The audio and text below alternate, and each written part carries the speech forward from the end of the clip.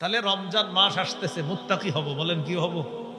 বলেন পাপ ছেড়ে দিয়ে মুত্তাকি হয়ে জাহান্নাম থেকে মুক্ত হয়ে জান্নাতি যেন হতে পারি। প্রথমে আল্লাহ জাহান্নামের কথা বলছে, পরে বলতেছে জান্নাতের কথা।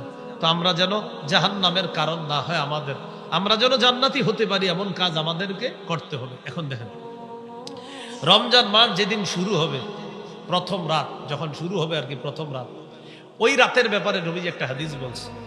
قال رسول الله صلى الله عليه وسلم إذا كان أول ليلة من رمضان فتحت أبواب الجنة وغلقت أبواب الجحيم وفي رواية أبواب النار وصفدت الشياطين ومردت الجن।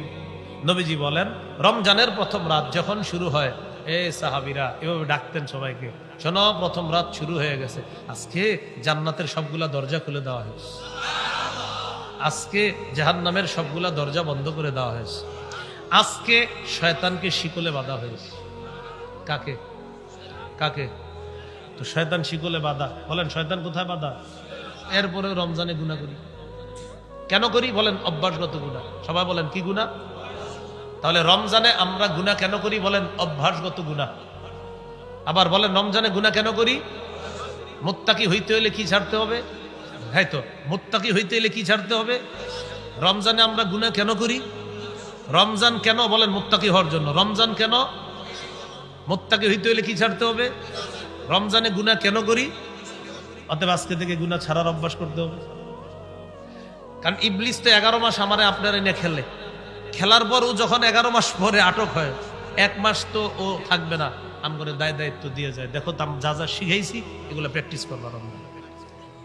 এই জন্য শোনেন, এই জন্য আজকে থেকে গুনাহ ছেড়ে দেন।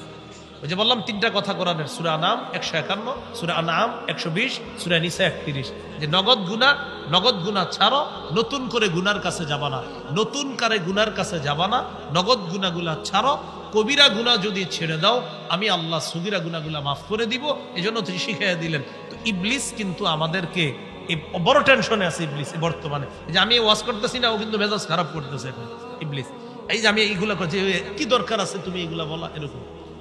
তো ও কিন্তু 4 দিন পরে যে আটক হবে ও নিজেও জানে। এই জন্য দেখেন প্রিয় ভাইরা, রমজান মাসে আমরা যেন অভ্যাসগত গুনাহ না করি। আজকে থেকে যে ইবলিস ও আমাকে কথা শুনতেছে, দেখতেছে সব, নবীজি সাহাবায়ে কেরামকে বললেন, শোনো, ইন্না শায়তানা ইয়াজরি মাজরাদ দাম, শয়তান রক্ত চলাচল যেইভাবে করে এইভাবে চলতে পারে। সাহাবীরা কয়, হুজুর আপনার রক্ত চলাচলের জায়গা